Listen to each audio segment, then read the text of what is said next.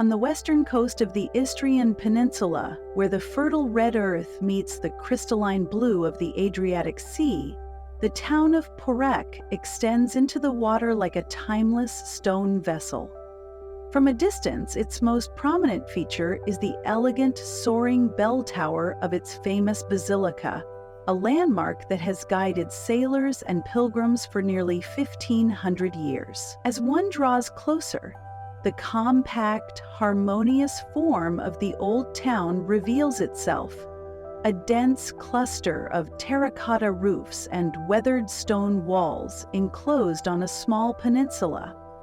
This is a place that wears its immense history with an easy, sun-drenched grace. It is, at once, a bustling hub of modern Croatian tourism, with lively cafés, bustling marinas, and sprawling seaside resorts, and a perfectly preserved ancient city, a living museum whose very foundations were laid by Roman surveyors 2 millennia ago. Porec is a city of profound and beautiful layers. Its story is the story of Istria itself, a tale of ancient tribes, Roman legionaries, Byzantine bishops, Venetian merchants, Austrian aristocrats, and the complex identities of the 20th century.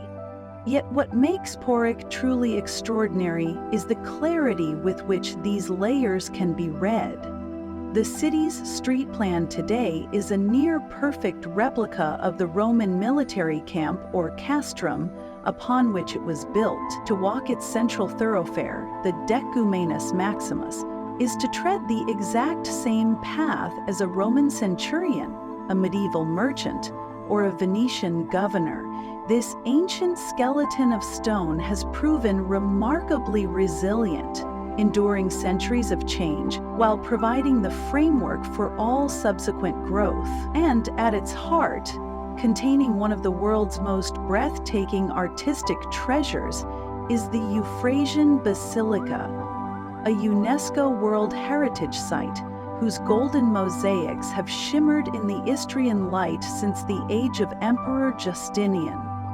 To explore Porec is to embark on a journey through time, to discover how a small peninsula became a beacon of faith, a bastion of empire, and a modern haven of Adriatic charm.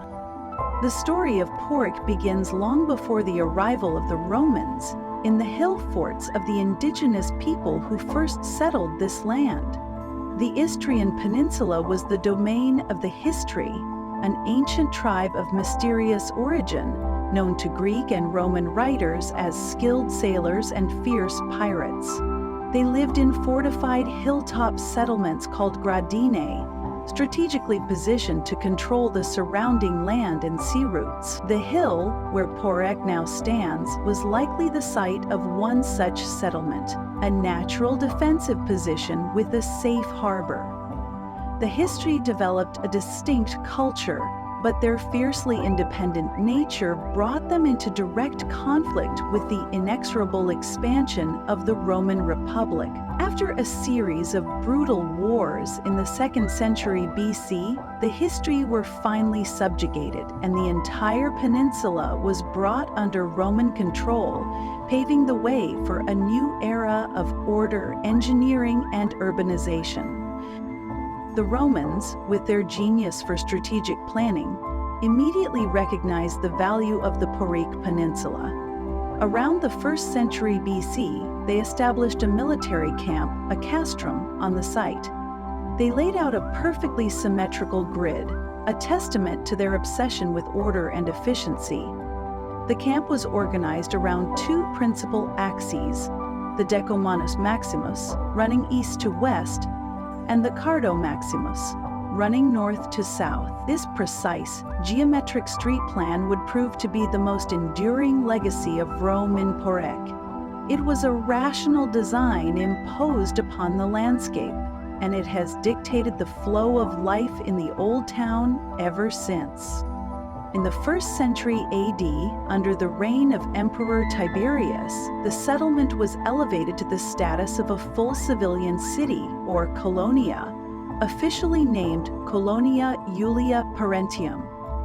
This was a significant honor, granting its inhabitants Roman citizenship and turning the former military camp into a thriving administrative and commercial center.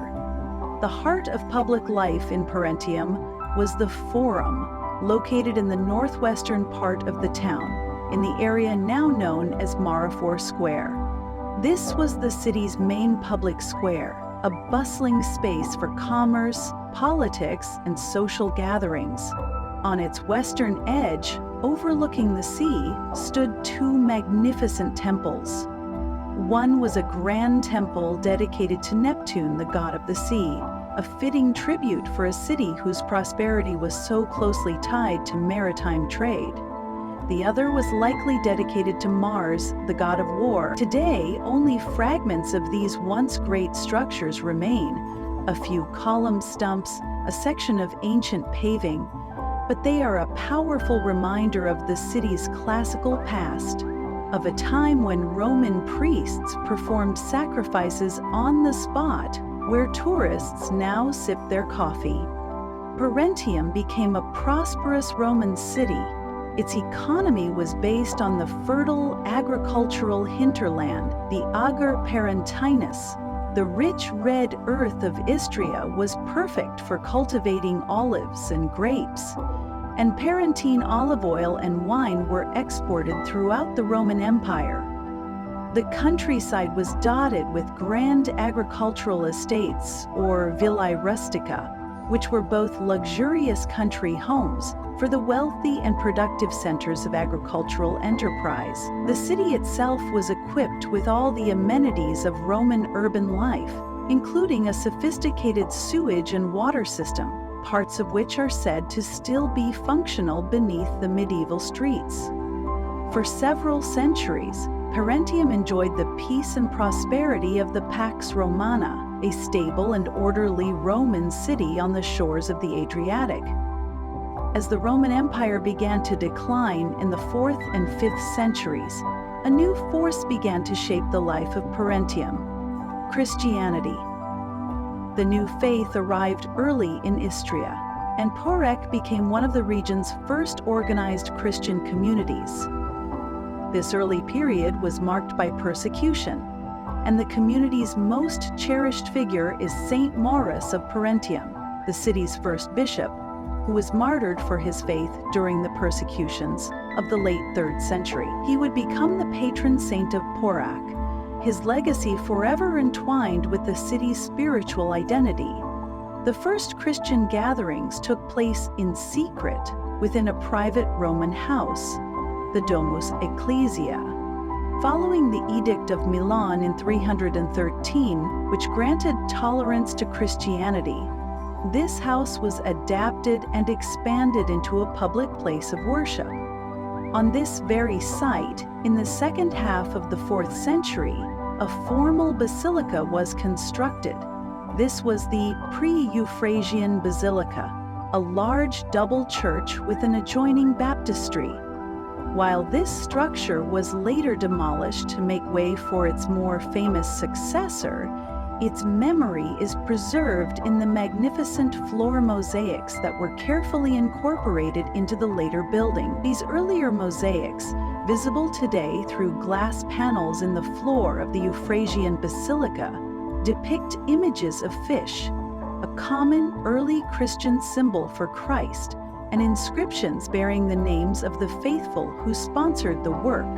They are a direct and moving link to Porec's first Christian community, a foundation of faith upon which an even greater masterpiece would be built. The golden age of Porec arrived in the 6th century.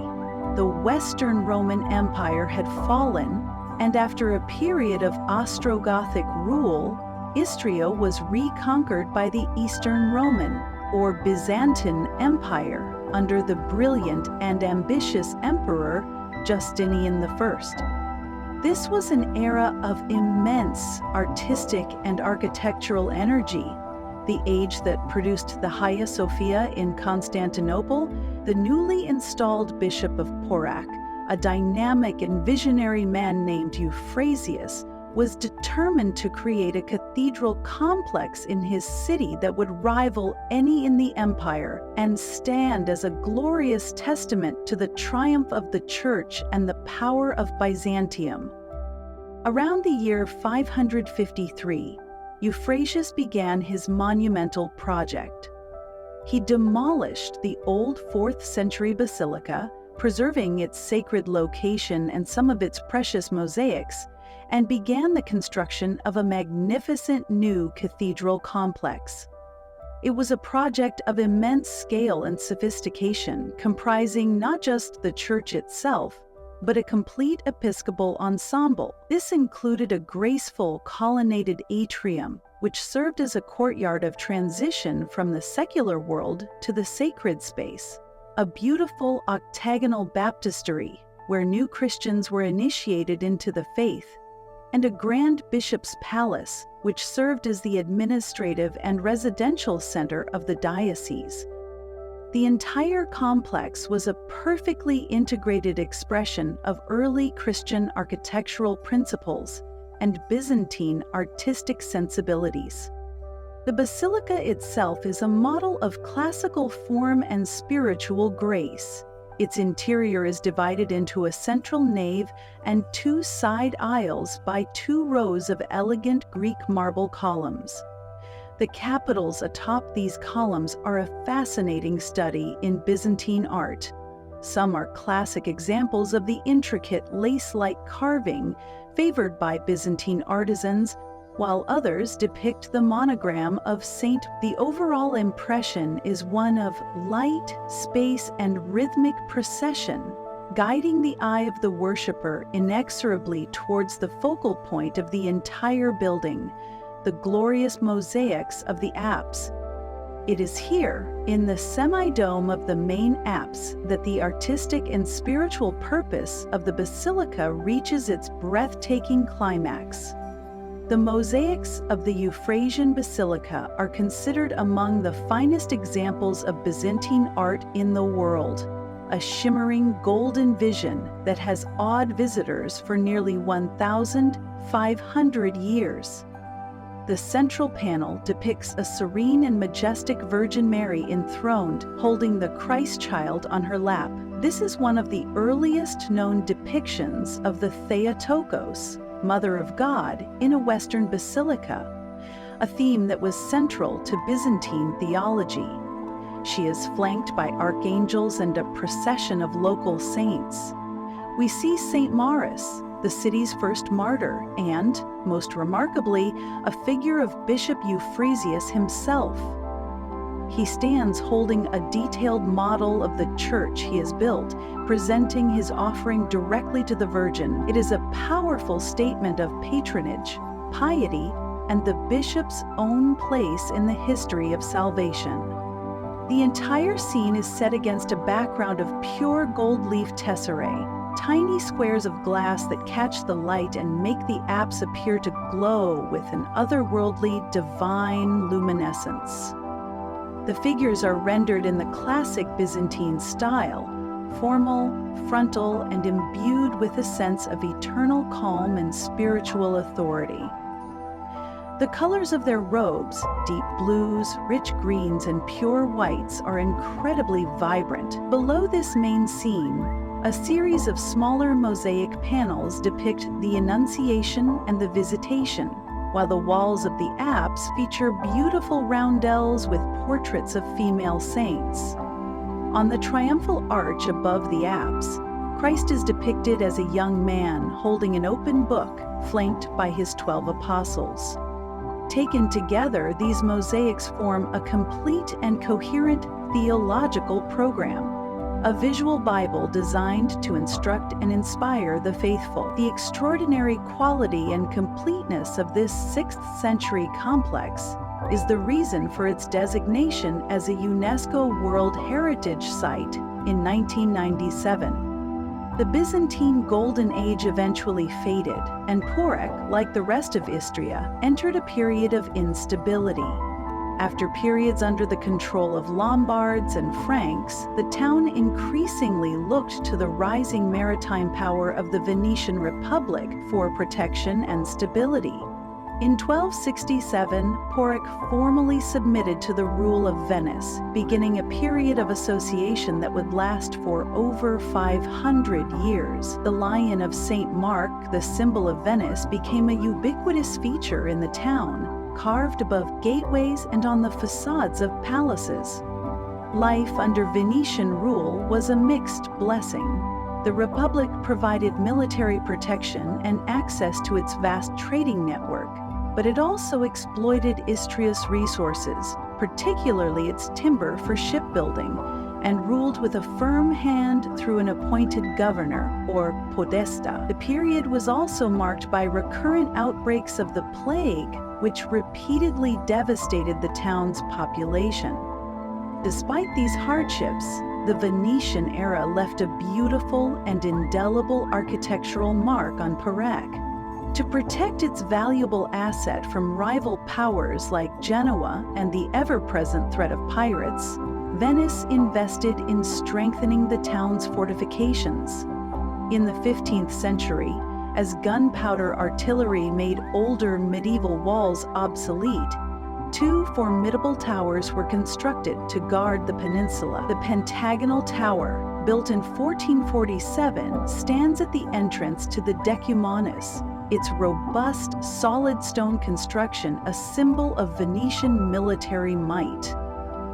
A little later, in 1473, the elegant round tower was built at the other end of the old town, its more refined design reflecting the aesthetics of the Renaissance.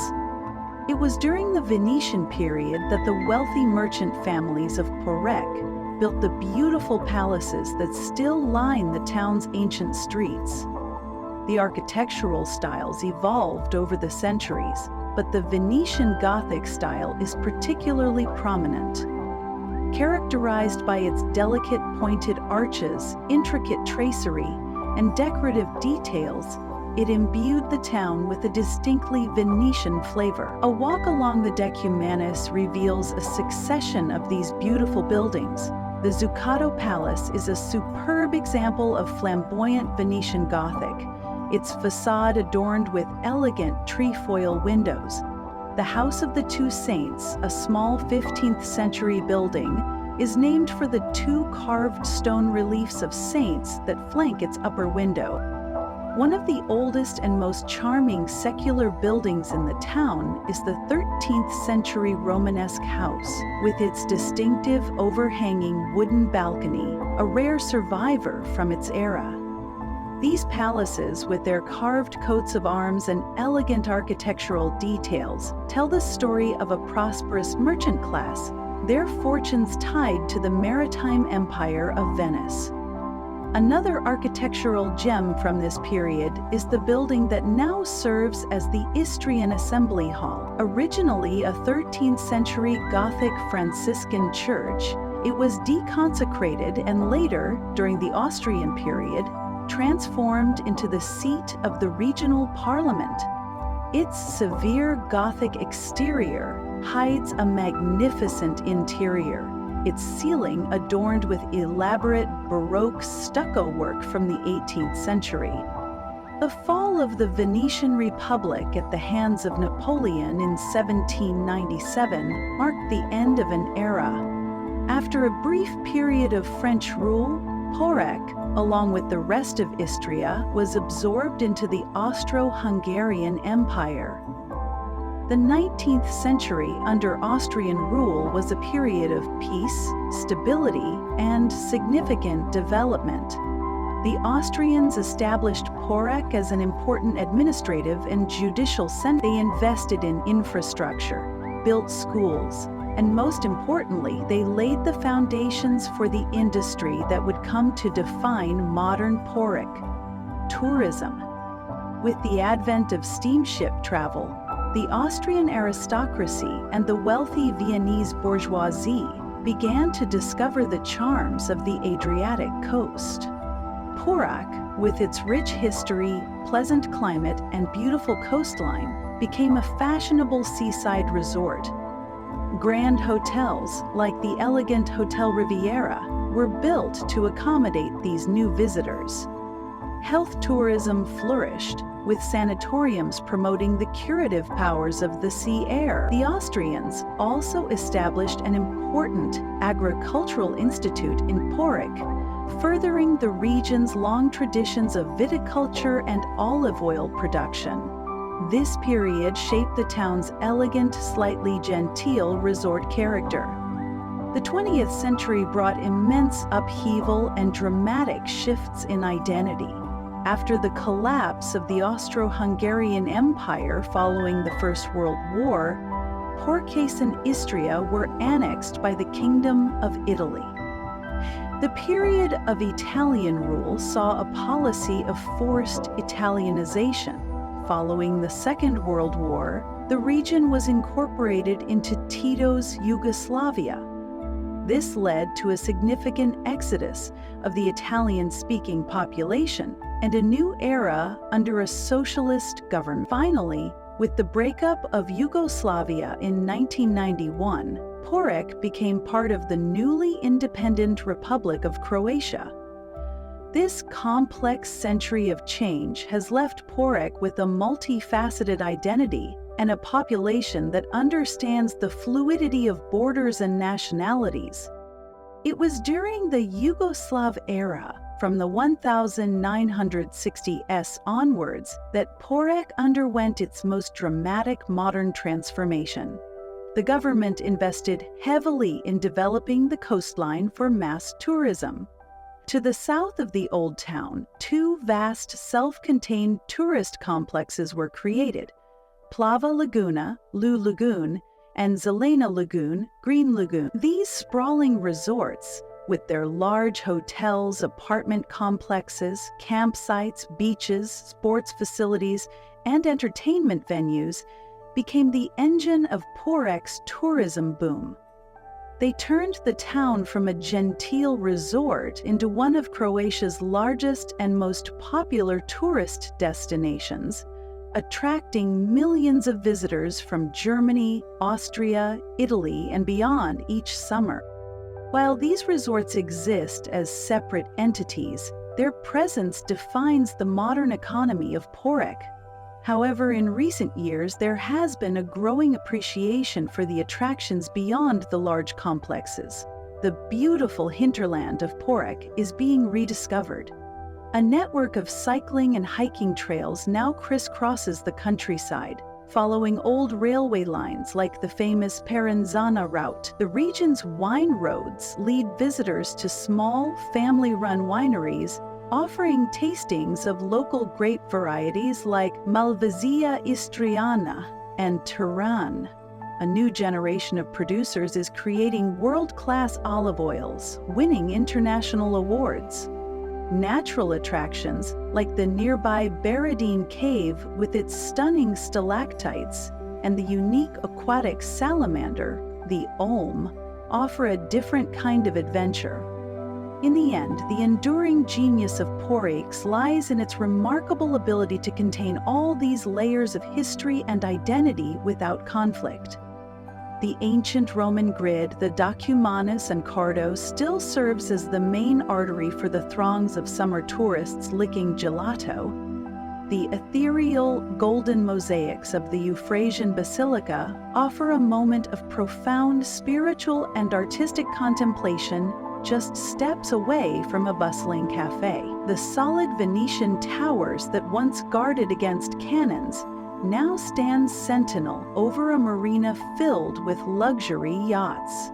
Porec is a city that has mastered the art of resilience. It has absorbed the cultures of empires, Roman, Byzantine, Venetian, Austrian, and woven them into its own unique Istrian tapestry. It is a place that offers every visitor a different path of discovery. A city where a casual holiday stroll is, in fact, a profound and beautiful journey through 2,000 years of history.